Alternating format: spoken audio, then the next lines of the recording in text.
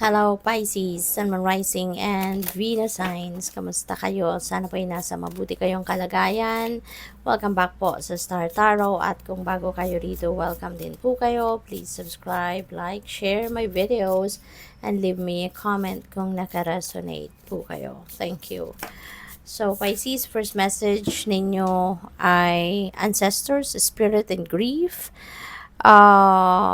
Baka ang iba sa inyo dito, no, is grieving.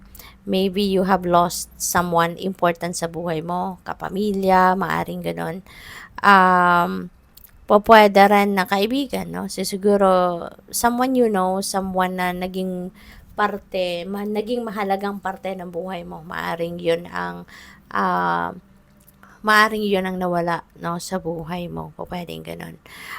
Pwede rin na ang iba sa inyo rito is connecting with the spirit realm. Pwedeng kayo ay spiritual worker. Pwedeng kayo ay isang psychic, isang seer, mystic, ganun. And you have a connection, no? You have a deeper connection with the spirit realm. Pwedeng ganon. At siguro nagdadasal kayo lagi sa mga ancestors din ninyo, sa divine universe, sa mga angels ninyo, spirit guides, mga ganon, no? So, what else? We have self, inner quest, knowing. So, this could be related to this, no? Maari sa ngayon, dahil siguro you are being called, no, to practice spiritual practices, no, maaring nag-spiritual career kayo, or maaring kino-consider ninyo to step into your mission, no, or purpose in life sa ngayon to be a spiritual worker. Maaring ngayon nandito kayo sa point na hinahanap ninyo yung tawag dito, yung life purpose ninyo, no? Maaring yan ang maaring magmumuni-muni kayo sa ngayon. You're going to go deep within you, and gusto mong hanapin ang sarili mo. Gusto mong i-confirm sa sarili mo, you know, kung yung nararamdaman mo ba ay tama. Yung naririnig mo ba na calling para sa'yo is kung ito nga ba talaga ang path mo, kung ito nga ba talaga yung mission mo sa buhay.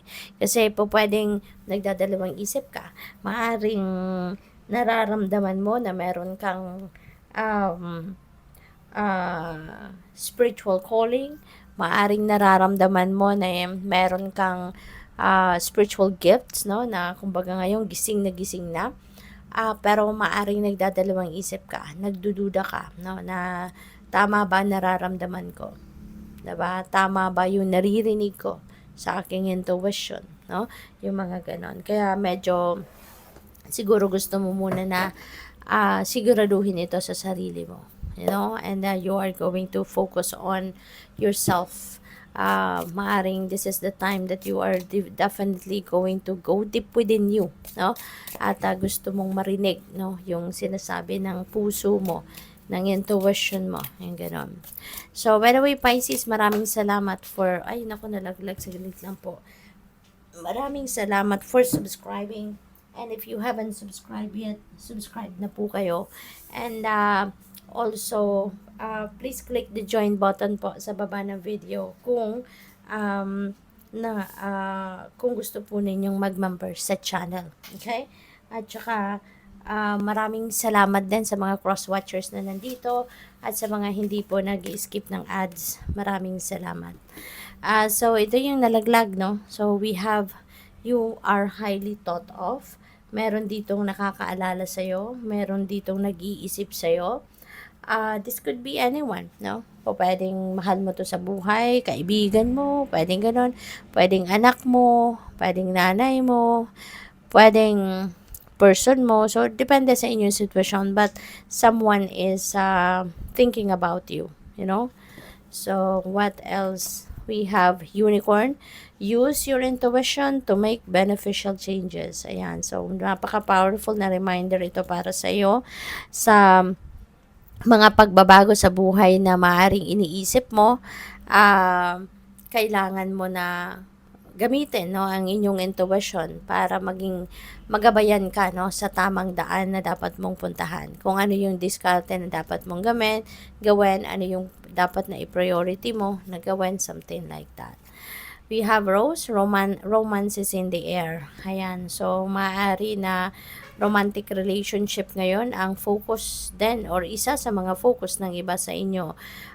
Pwede kung kayo pa ay single, maybe you are seeking for love, maybe ngayon magkakaroon na kayo ng bagong pag-ibig. Baka makikilala ninyo ngayon yung inyong potential na maging romantic partner, no? Or baka kung kayo ay nasa existing relationship na, baka kayo magse-celebrate ngayon ng ng anniversary ninyo or monthsary ninyo. So congrats. So what else? We have muddled and unclear thinking. Ayan, definitely this is related to these two energies, no? Kasi baka talaga naguguluhan kayo. You know, maaring ang iba sa inyo baka natatakot, no, na totally mag-embrace ng inyong spiritual mission, or baka ang iba sa inyo nahihiya, hindi sigurado sa kakayanan ninyo, sa spiritual gifts ninyo, baka kayo ay nahihiya, no, sa kung ano man yung gift ninyo, or natatakot or kulang ng tiwala, no, sa gift ninyo. Maaring may mga nararamdaman kayong ganon, kaya naguguluhan kayo where you are heading, you know. So kailangan talaga ninyo na magnilay-nilay at magmuni-muni, ask for guidance, no, and enlightenment. A meeting with a stranger could be important.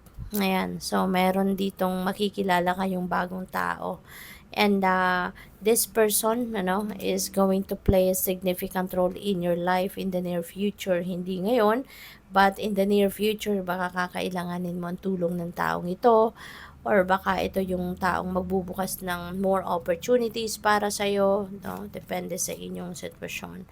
Financial gain, usually coming from something you did in the past. Ayan, so merong perang dadating, no? At maaaring ito ay galing sa investment ninyo, pwedeng may sale of property kayo, magbebenta siguro kayo ng bahay, lupa, mga ganon. At baka ito na, magkakabayaran na, diba? Kaya meron ng parating na financial gain. So, we also have spare heartache over what you no longer have. Ayan, ang iba sa inyo, hindi pa maka-totally get over sa taong ito or sa bagay na ito. You know, wala na to sa buhay mo, pero parang hindi pa rin ninyo na-overcome yung heartache na naidulot nito sa iyo. But everything is a process, kaya eventually, matatanggap mo din ito, and you'd be able to forgive yourself, forgive the person, and you will definitely move on.